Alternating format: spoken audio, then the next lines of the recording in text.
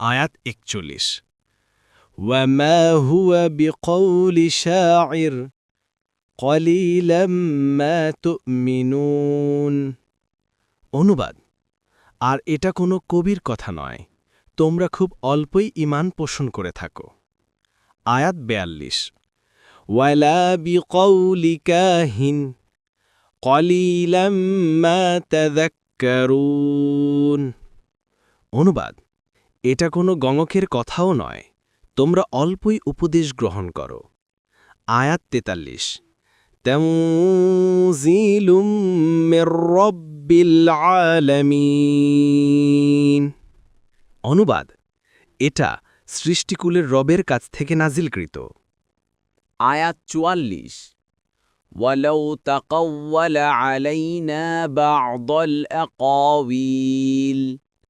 অনুবাদ: তিনি যদি আমাদের নামে কোনো কথা রচনা করে চালাতে চেষ্টা করতেন। আয়াত ৪৫। لأخذنا منه باليمين। অনুবাদ: তবে অবশ্যই আমরা তাকে পাকড়াও করতাম ডান হাত দিয়ে। তাফসীর: ১ নং ফুটনোটের বিবরণ। উপরোক্ত অর্থ অনুযায়ী এটি সিফাতের আয়াত, অর্থাৎ এর মাধ্যমে আল্লাহর ডান হাত সাব্যস্ত করছে। ইবনে তাইমিয়া বায়ানুল তালবিসুল জাহমিয়া ৩:৩৩। আয়াতের অন্য অর্থ হচ্ছে আমরা তার ডান হাত পাকড়াও করতাম। উভয় অর্থই ইবনে কাসির উল্লেখ করেছেন। এই অর্থটি এই দিক দিয়ে শুদ্ধ যে সাধারণত কাউকে অপমান করতে হলে তার ডান হাত ধরে তার উপর আক্রমণ করা হয়। ইবনে তাইমিয়া আন-নাবুওয়াত ২:৮৯৮।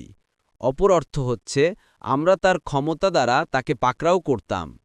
সাদি জালালাইন আর দেখুন ইবনে তাইমিয়া আস-সারিমুল মাসলুল আলা শাতিমিল হসুল ১৭। এটি শুদ্ধ হলেও আল্লাহর হাত অস্বীকার করার কোনো উপায় নেই, যা অন্যান্য আয়াত ও হাদিস দ্বারা প্রমাণিত।